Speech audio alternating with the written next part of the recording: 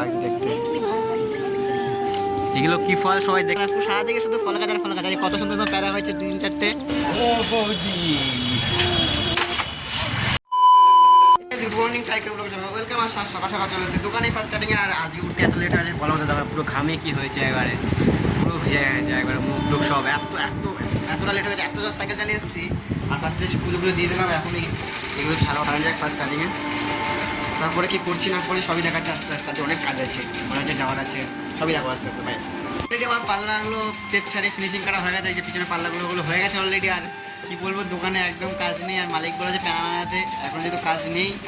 আর মেনুসে আমি কাঠের কাজ করি না, অনেক কম করি। আর এই এটা করার জন্য ইঞ্জিনটা এত ভুংচাং আছে, মানে এত ইয়ে আছে, এটা আমার আশা করি এটা করা যাবে না। এখন কিছু করার নেই মানে করাই যাবে না। কেউ থাকলে ঠিক আছে, একা একা হবেই না। যেহেতু আমি কোনো মানে যেটা গ্রুপ বলা হয় গ্রুপ কাটতে পারি না, জানি না কিরকম কাটতে হয় না করতে হয়, তা কী করে জানো। আমি কাটা কাজ আমি করেই নি। আর কাটা মিস্ত্রির সাথে একদিন যদি কাজ করে ঠিক ছিল, আমি একদিনও কাটা কাজ মিস্ত্রির সাথে কাজই করি না। কৃষিকালে কী করে শিখবো? যদি প্লেয়ার কাজ আমি অলরেডি সব কিছু মোটামুটি সব কিছু জানি। আর এখন প্যানা বানিয়ে নিয়ে যায় কাটা, এখন ফার্স্ট টাইম খেয়ে নেবো। আর কী রান্না করে নিয়ে সেটা তোমাদের দেখাচ্ছি ফার্স্ট টাইম। দেখ ভাই আজা আজা জিন্দগানি প্যারো কে তলে যাই না কোথায় আমি এক লাখ দিয়ে ট্রেনের লাইন উপরে উঠে যাবো। আর যেহেতু কাজ বাজ কমে যাওয়ার জন্য মালিকের মা বলেছে আর প্যারায় ডাল কাটতে, মালিক বলেছে ঠিক আছে কেটে দিয়ে চলে। আর আমি এসেছি প্যারা গাছটা ডাল কাটতে করাত নিয়ে। এই যে হাতে করাত তো আছেই। আর প্যারা গাছটা এবার শুধু প্যারা গাছ ডাল কাটা বলতে পুরো একবারে গাছের সাথে পুরো লেগে গেছে, মানে এত লতা উঠেছে গাছটাতে, গাছটা বাড়তেই পারছে না। আর শুধু এই লতাগুলো কেটে তো লতা যেগুলো ধরে আছে ডালগুলোতে ওইগুলো শুধু কাটবো। এই যে লতা পুরো ধরে আছে, আর এইগুলো ডালগুলোই কাটবো ফার্স্ট স্টার্টিংয়ে। আর কাটা যাক, তারপর দেখাচ্ছি কিনা করছি না করছি। প্যারা গাছ ডাল কাটতে কাকিমা বললো ডাল কাটতে, যেহেতু মালিকের মা ঠিক আছে বলেছে ডাল কাট। সব লতা জড়িয়ে গেছে নিচ থেকে, লতাগুলো কাটছে এগুলো। গোড়া দেখে কাটে দেবো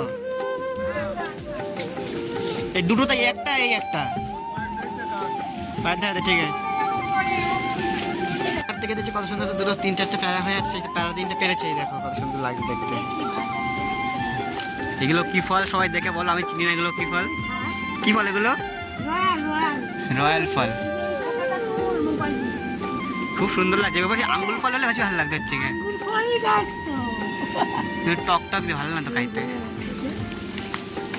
কত ফল হয়েছে আর এখানে এত ফল গাছ লাগিয়েছে কিছু বলার মতো না। সারা দিকে শুধু ফল গাছ আর ফল গাছ। কত সুন্দর সুন্দর প্যারা হয়েছে 3-4টে, আরো অনেক ফল হয়েছে এখানে। হ্যাঁ মিঠুন তার বাড়িতে। হ্যাঁ মিঠুন বলতো আমার মালিক মিঠুন দা করলে ছড়েই চিনবে।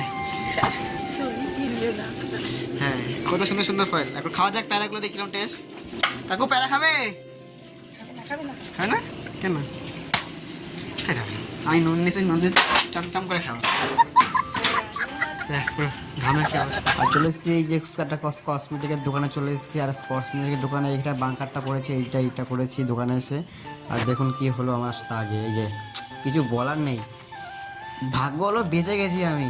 শুধু হাঁটছিলাম বলে তাই পুরো মিডিল থেকে পুরো খুলে গেছে, মানে মাঝখান দিয়ে যে মটগাটটা, মানে এইখানে পুরো এইখানটা যে আছে না এটা পুরো এখানটা পুরো ভেঙে গেছে। ভাগ্য আমি চালাইনি, যদি চালাতাম পুরো আমার অবস্থা খারাপ ছিল। পুরো একবারে পুরো ভরসা খুলে গেছে, কিছু দেখা দেখি সিন নেই। দেখি আর্ধেক হয়ে গেলে এই পিছনটা দিয়ে চলে গেছে, সামনেটা দিয়ে চলে আসছে, কিছুই বলার নেই। দেখুন বললো এতটা পুরো মুড খারাপ হয়ে গেছে, কিছু বলার মতো নেই, কিছু বলার মতো নেই। যে সাইকেল ঠিক করতে গেলে সেটা তো বড় বিষয় না। সাইকেলটা পুরো মাঝখান দিয়ে কী বলবো, রাস্তা দিয়ে যেতে মাঝখান দিয়ে পুরো খুলে গেছে, কিছু বলার নেই। আর এখন রুমে আসলাম, দোকানে কি কাজ করেছি না করেছি সেগুলো কিছুই আর দেখায়নি। আর দোকানে কাজ করি না আমি।